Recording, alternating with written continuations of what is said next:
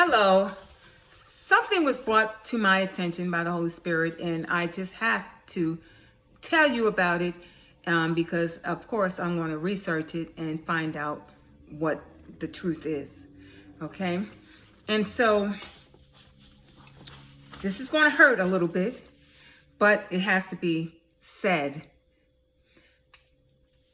Last week, when the former Vice President Joe Biden was talking in his speech in Delaware, he mentioned something like this. He said, "We're learning to die with coronavirus.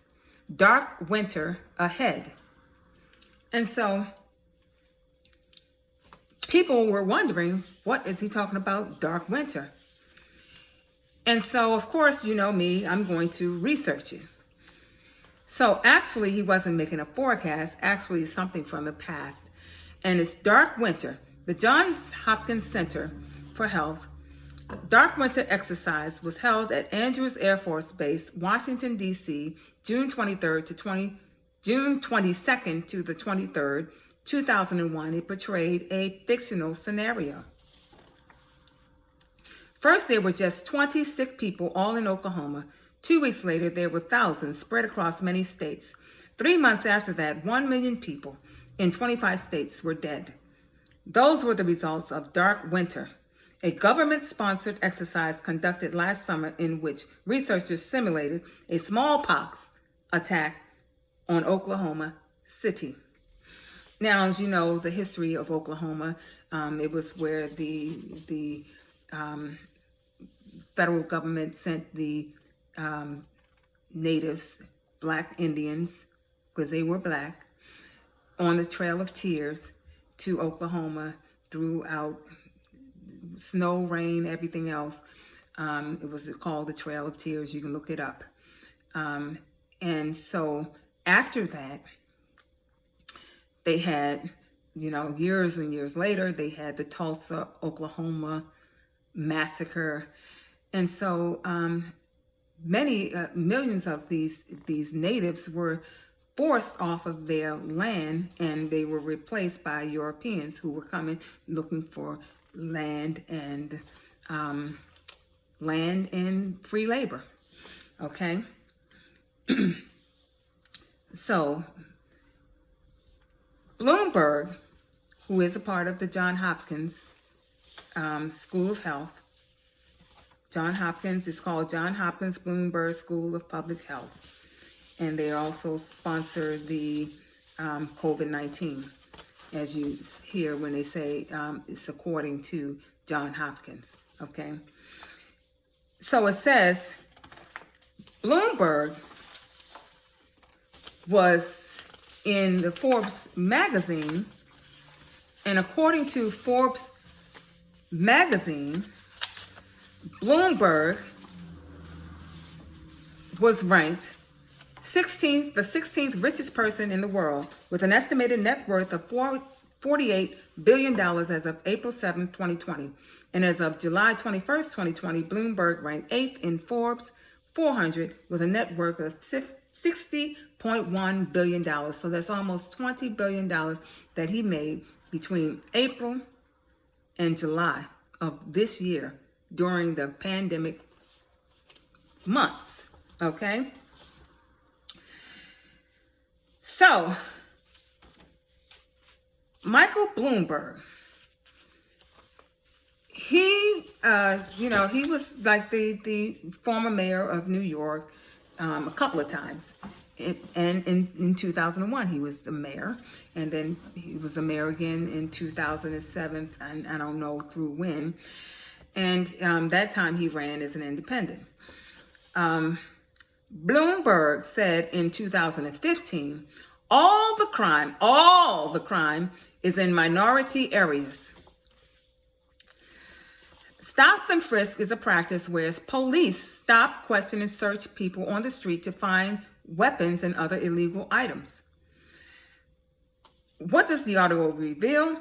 In remarks to the Aspen Institute in Colorado on February 5th, 2015, Mr. Bloomberg is heard saying it's controversial, but first thing is all 95% of your murderers, and murder victims fit one MO.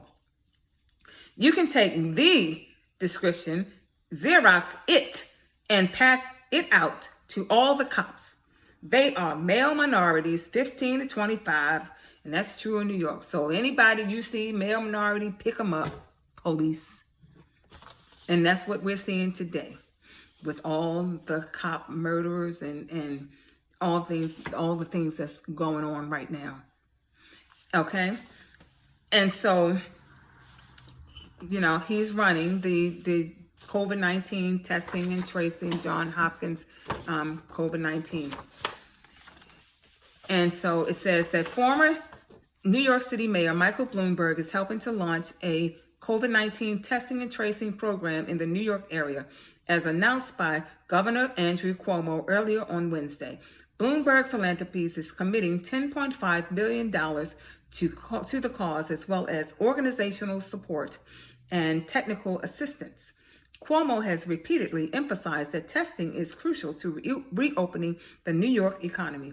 The program will involve New Jersey and Connecticut as well. Okay, so that's who's doing the COVID-19 tracking and testing, because actually Cuomo and Fauci, in another New York Times article back in 2014, they were quoted as saying that, Fauci said that he was going to have New York eradicated of its AIDS people by 2020, and that the Black males and the minorities between those ages that I just now said were who they were targeting. Okay? And so, of course, you know that back in March, during the pandemic shutdown, they were saying, oh, the Blacks are getting it, and that, they got the AIDS, and they got the, and this is disparities, and we need to go into the neighborhoods and test them and, vaccinate them and, track them. Okay. So that is why Black people don't want none of that going on in their neighborhood. But then they're using Black people in their own neighborhoods to kind of like draw people in. And so that's on that side. All right. And it alarmed me because back during the shutdown, I talked about on one of my postings about the Johns Hopkins Bloomberg Research Public School of Health, because I know about melanin being a commodity. And so, sure enough, on this Johns Hopkins Hospital or Johns Hopkins Bloomberg Research site, it says biological pigment that acts as nature's sunscreen set for space journey. Okay? And it says that these scientists are holding samples of melanin derived from Cryptococcus neoforms, similar to the materials that will be sent to space. And that was back in November 2019. And they are talking about the melanin. And it says that this is the first time melanin has been sent to space for testing, partly because the material is extremely expensive to produce, with a gram typically costing roughly $400. Cadero's work centers on a form of melanin grown in the environmental fungus Cryptococcus neoforms, which researchers expect may provide a far more cost-effective factory for melanin and may even provide additional information. Now, what is Cryptococcus neoforms? Cryptococcus neoforms is on the CDC website, or it was. They might have taken it down by now, but it says that where does it live?